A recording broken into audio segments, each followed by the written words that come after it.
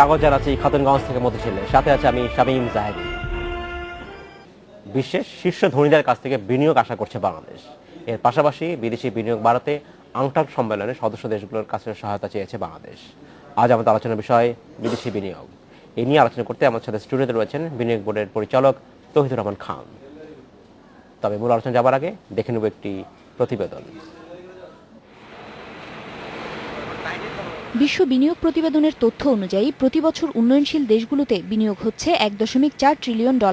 অথচ টেকসই উন্নয়নের লক্ষ্য অর্জনের জন্য দরকার বছরে $3.9 ট্রিলিয়ন বিনিয়োগ। সম্প্রতি শেষ হওয়া আংটাট সম্মেলনে উন্নয়নশীল দেশগুলোতে বিনিয়োগে উদ্বুদ্ধ করতে বিশ্ব সম্প্রদায়ের সহায়তা চেয়েছে বাংলাদেশ।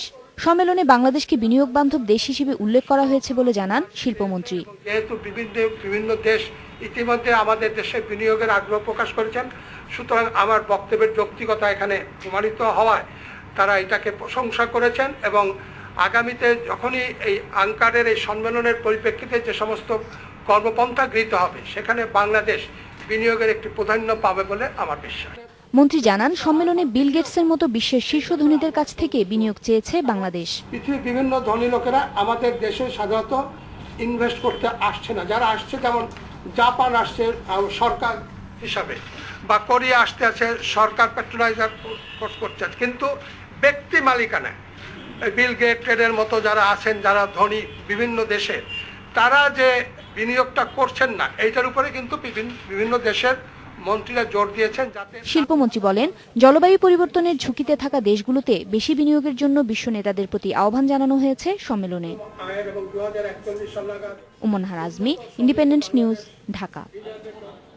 দেখলাম প্রতিবেদনটি আমরা। জনাব তৌহিদুর রহমান খান, আপনাকে স্বাগত জানাচ্ছি অনুষ্ঠানে। কেমন আছেন আপনি? জি ভালো।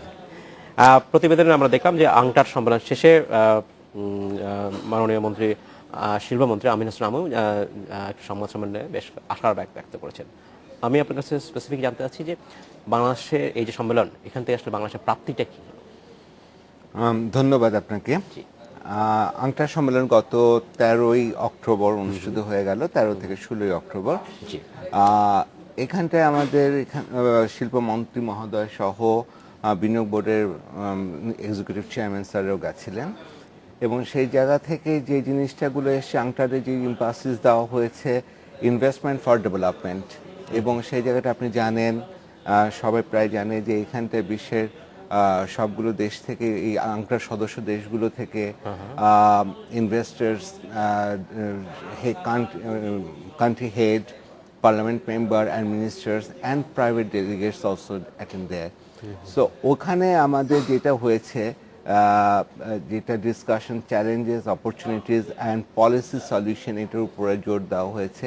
এলডিসি কান্ট্রিগুলোর সাস্টেনেবল ডেভেলপমেন্ট গোল অ্যাচিভ করার জন্য 2015-এর মধ্যে সাস্টেনেবল ডেভেলপমেন্ট গোল অ্যাচিভ করার জন্য কি কি পদক্ষেপ নেওয়া যায় সেগুলো আলোচনা হয়েছে এবং জোর দেওয়া হয়েছে বাংলাদেশ সরকার থেকে, অন্যান্য এলডিসি কান্ট্রিগুলো থেকে, যে প্রাইভেট সেক্টরে ইনভেস্টমেন্ট যাতে আসে তার উপরে।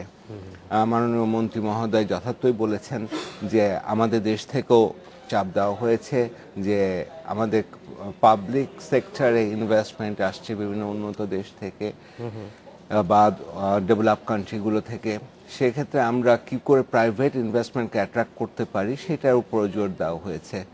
কোনো কমিটমেন্ট কি এই সম্মেলন থেকে পাওয়া গেছে? এই সম্মেলন থেকে কোনো কমিটমেন্ট আসেনি বা আসবেও না, এরকম স্টেজে আমাদের আংটারের সম্মেলনটা হয় না। তো সেক্ষেত্রে যেটা হয়, আমাদের এখন ফলো আপ, এইটা মিটিং এর ফলো আপ থেকে আমরা অনেক কিছু কমিটমেন্ট, প্র্যাকটিক্যাল কিছু রিয়ালিটি পাবো, নট কমিটমেন্ট, আমরা রিয়ালিটি কিছু পাবো। এবারকার সম্মেলনটা যথার্থভাবে আমাদের একটা প্যানেল ছিল, যে প্যানেলে the investment trade development Nexus, এখানটা তো এই প্যানেলে আমাদের ডক্টর সামাদ স্যার পার্টিসিপেট করেছিলেন অ্যাজ প্যানেল মেম্বার।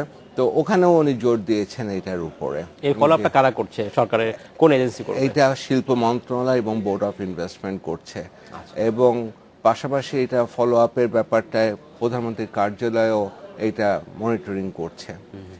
তো যেই জিনিসটা দেখা যাচ্ছে যে এটা পরবর্তীতে কিংবা তার আগে থেকেও যদি দেখেন যে 6ই সেপ্টেম্বর জাপানের প্রধানমন্ত্রী আসলেন, পাবলিক সেক্টরে যে ইনভেস্টমেন্টের কমিটমেন্ট এসছে, পাশাপাশি ওনার সাথে 31 জন প্রাইভেট সেক্টরের হাই লেভেলের ইন্ডাস্ট্রিয়ালিস্টরা ছিলেন। Right. এবং ওনারাও কিন্তু গতকালকের একটা ঘটনা, ব্যাংক অফ মিৎসুবিশি জাপানের সাথে আমাদের জাপানের ইনভেস্টমেন্ট বাংলাদেশে করার ব্যাপারে, প্রাইভেট সেক্টরে ইনভেস্টমেন্ট করার ব্যাপারে আগ্রহ দেখিয়ে গেছে এবং এমইও সাইন করার জন্য তারা ইন্টারেস্ট শো করেছে।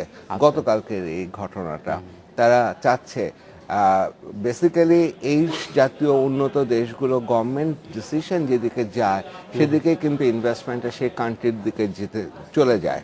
অ্যাবসলিউটলি, পাবলিক সেক্টর ইনভেস্টমেন্ট অনেক সময় সেটা ফলো করে প্রাইভেট সেক্টর এক্স্যাক্টলি এবং এই ক্ষেত্রে প্রাইভেট পাবলিক পার্টনারশিপেও অনেকটা চলে আসবে ইনভেস্টমেন্ট, যেটা আমরা কয়েকদিন আগেই প্রাইভেট সেক্টর পাবলিক প্রাইভেট পলিসির পার্টনারশিপের উপরে অ্যাক্ট তৈরি করার কাজে একটা আলোচনা শুনছিলাম।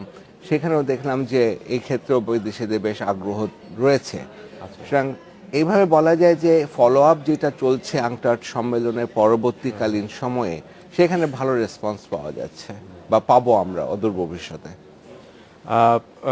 ধন্যবাদ জনাব খান। আমাদের সময় হয়েছে একটু বিরতিতে যাবার, ফিরে এসে আমরা এখান থেকে আবার আলোচনা শুরু করব। ধন্যবাদ। আমাদের সময় হলো একটু বিরতিতে যাবার, আমাদের সাথেই থাকবেন, আমরা ফিরছি শীঘ্রই।